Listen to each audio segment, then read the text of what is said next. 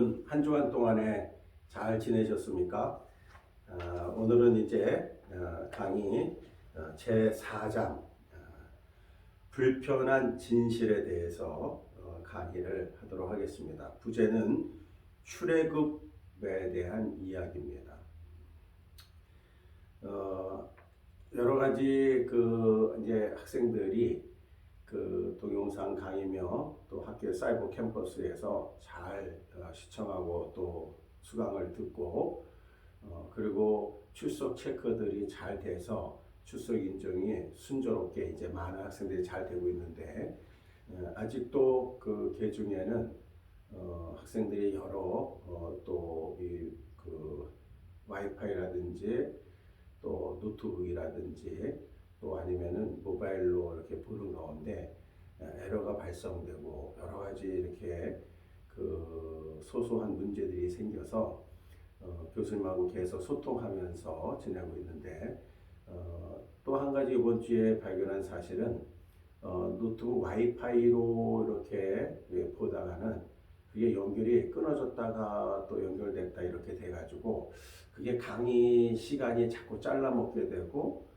그래서 정상적인 시간 체크가 안 돼서 출석이 안 되는 학생들도 있었어요.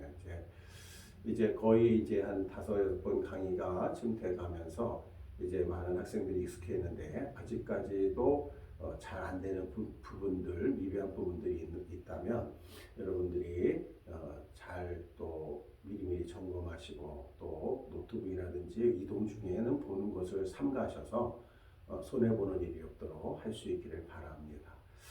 오늘은 이제 불편한 진실 출애굽에 대한 이야기로서 강의를 시작하려고 합니다.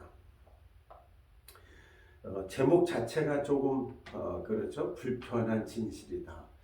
어째서 이러한 제목이 붙였을까? 그리고 그것은 이미 교회를 다닌 사람은 알지만은 출애굽에 대한 이야기다. 그러니까 생각을 해보면은 말도 안 되는 일들이 일어나는 그러한 일들이 성경에 많이 기록되어 있구나라는 것을 아마 짐작하게 될 겁니다. 무한한 능력을 소유한 절대자가 로봇을 만들었다고 한번 생각해 보십시오. 그런데 무슨 이유 때문인지는 몰라도 절대자는 그 로봇을 자신에게 무조건 불순종하고 반항하도록 만들었습니다. 참 이상하죠. 그 자체가 로봇을 만들어서 이 만든 자에게 순종하고 또 잘 따르도록 만들어야 되는데 무조건 불순종하고 반항하도록 만들었다는 겁니다. 그리고 그 절대자는 로봇에게 일련의 명령을 내렸습니다. 당연히 절대자에 의해 무조건 그를 불순종하고 반항하게끔 만들어진 로봇은 절대자에게 반항을 하였습니다.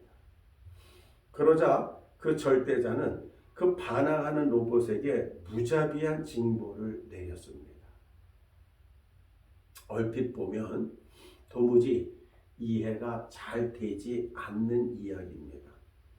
그런데 이와 같은 유사한 말도 되지 않는 것 같은 이야기가 이제 실제로 성경에 나타납니다. 그것이 오늘 강의하고자 하는 출애굽 이야기가 바로 그것입니다. 여러분, 출애굽이라는 것은 문자 그대로 애굽으로부터의 탈출, 애굽으로부터의 탈출, 그것이 출애굽입니다. 즉 하나님께서 애굽에서 노예로 있던 이스라엘 백성을 애굽의 왕 바로로부터 이끌어낸 사건을 말하는 것입니다.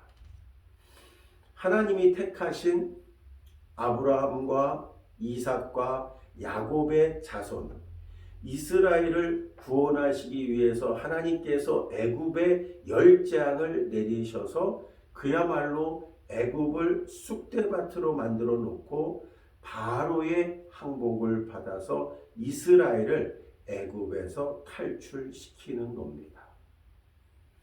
그런데 하나님께서는 출애굽을 행하시기 위해서 모세와 그의 형 아론을 하나님의 대행자로 삼아서 그 일을 행하시는데 하나님께서 모세에게 다음과 같이 말씀을 하셨습니다. 성경 출애굽기 4장 21절 말씀과 7장 3절 4절 말씀입니다. 내용은 이렇습니다. 여호와께서 모세에게 이르시되 네가 애굽으로 돌아가거든 내가 네 손에 준 이적을 바로 앞에서 다 행하라.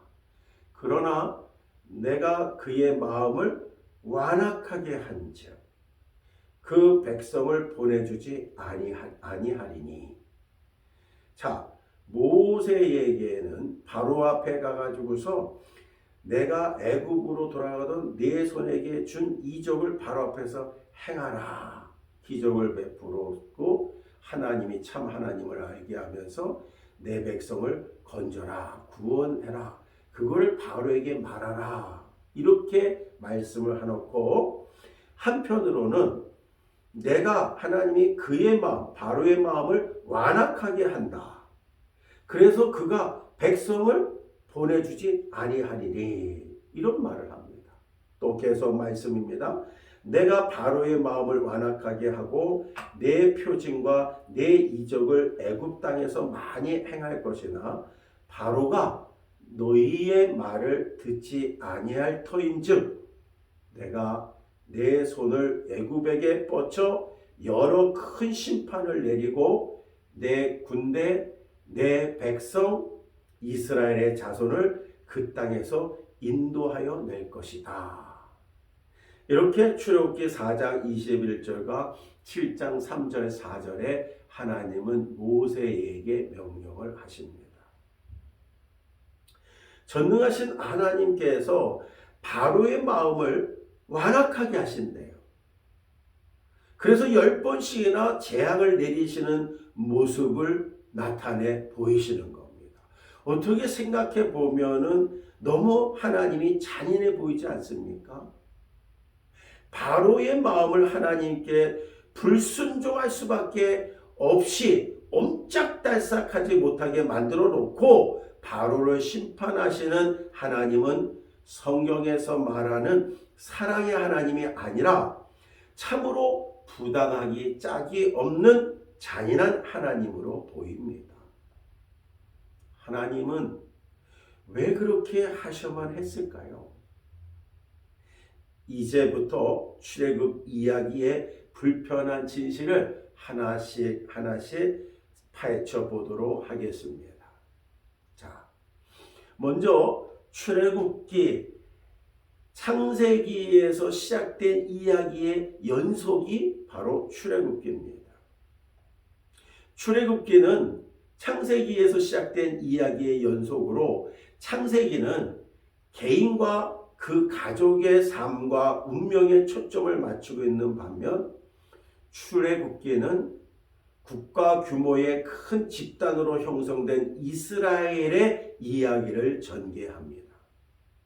바로 앞에 지난가에서도 살펴보았듯이 하나님께서 아브라함과 족장들에게 하신 약속이 출애굽기에서 광범위하게 가동되는 것을 볼 수 있습니다. 하나님은 족장에게 하신 자손에 대한 약속을 성취하셨으며 이제 땅의 약속을 성취하시기 위해서 이스라엘을 애굽 땅에서 이끌어 내십니다. 이것이 바로 출애굽기의 내용들입니다. 출애굽은 구약에 나타난 가장 위대한 구원 사건입니다. 출애굽 사건은 구약에 나타나는 가장 위대한 구원 사건일 뿐 아니라 차후에 일어나는 모든 구원 사건의 패러다임이 되는 사건이 바로 출애굽 사건입니다.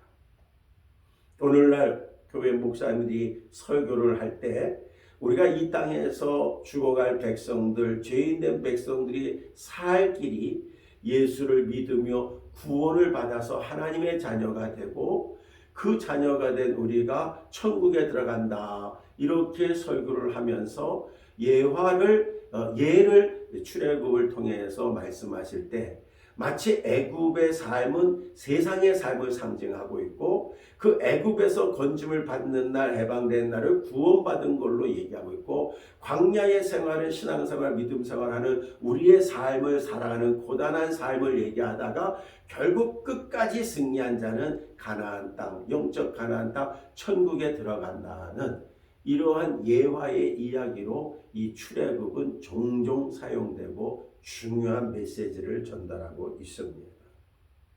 구약의 모든 구원 사건뿐만 아니라 더 나아가서 신약에서 바로 예수님의 구원도 출애굽 사건을 토대로 하고 있습니다.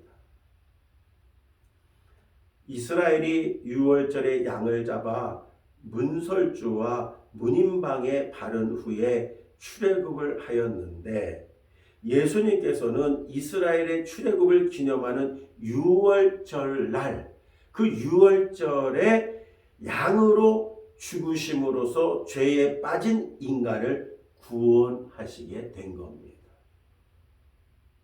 또한 홍해에서 구원을 받은 후 이스라엘 백성들이 홍해 바닷가에서 하나님을 찬양하는 모세의 노래를 불렀는데 신약 성경의 마지막 책인 요한계시록을 보면 유리 바닷가에서 구원받은 하나님의 백성들이 동일하게 자신들을 구원하신 그 하나님을 찬양하는 모세의 노래를 부릅니다.